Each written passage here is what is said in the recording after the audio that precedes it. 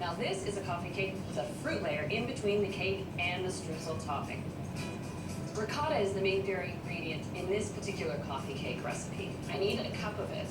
And where I was insistent that you use full-fat sour cream in the sour cream coffee cake, you can actually bake with regular and low-fat ricotta and achieve the same results. Add this to my mixing bowl that I'll add my other wet ingredients. I do want to dissolve my sugar into the wet ingredients, and I need 3/4 of a cup. I will add 2 eggs to the wet mixture, but also use some lemon zest and lemon juice. 2 teaspoons of finely grated lemon zest. And I'll measure out 2 tablespoons of the lemon juice. A generous amount of vanilla is needed, about a tablespoon. And lastly, a 1/4 cup of butter that I've melted. Just pour that in and whisk it all together. You can see that ricotta has a little more density to it than sour cream, so the batter itself will be a bit more dense. And actually, that's a characteristic common to most coffee cake recipes, that dense, thick cake batter. Now for the dry ingredients. 2 cups of all-purpose flour, 1.5 teaspoons of baking powder, just a 1/4 teaspoon of baking soda, and a 1/4 teaspoon of salt.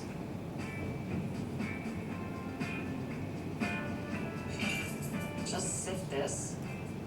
And when you're following this quick cake method of wet ingredients in one bowl, dry ingredients separate, it really doesn't matter if you add dry to wet or wet to dry, just so long as you just gently mix it after they're blended. And give it that quick, gentle stir. This particular recipe fits in a 9x13 pan, and I've greased it with butter. And I'll just dollop it in, and then spread it with this offset spatula. Because I have to add 3 cups of fresh fruit, the moisture from the fruit as it cooks into the cake helps make the cake nice and moist. I have 3 cups of fresh raspberries. You can also bake coffee cakes and similar style recipes using frozen fruits. But a great tip is to actually thaw the fruit out before you add it to the recipe. Drain off any excess juices and then toss the fruit with a couple tablespoons of flour. This will protect the fruit from the batter, so you won't end up with soggy, doughy bits where your frozen fruit sits. And now for the streusel topping, which is a different formula than the one I used for the sour cream coffee cake. I still have to melt some butter, this time 6 tablespoons.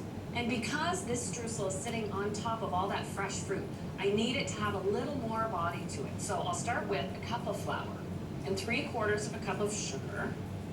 Adding 1/2 teaspoon of baking powder will ensure that the streusel actually sort of rises up and stays above the fruit as the coffee cake bakes. And just a pinch of cinnamon, just for that little color on top. Just pour this in, stir it until it's that typical crumbly streusel texture. I find it just as easy once you get it mostly worked in to actually use your fingers to make sure it stays nice and crumbly. So I just loosely rub my hands together to crumble it over the cake. And now this is ready for the oven. I've preheated it to 350, and it takes an hour for the cake to cook. The test is still the same with a skewer inserted in the center.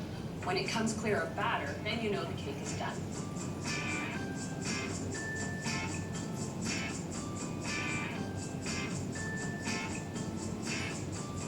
I like how it turns a nice light brown on top.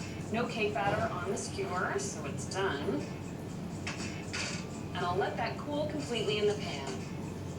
Coffee cakes are so casual, they're meant to be stored in the pan, and you just cut out the slices to serve them. And a coffee cake, or a buckle like this one, will keep up to 3 days stored well wrapped on the kitchen counter. What you don't want to do is actually refrigerate your coffee cake. It'll dry it out within a day. It's got that lovely moist cake layer, and it's so light with the ricotta and the lemon in there.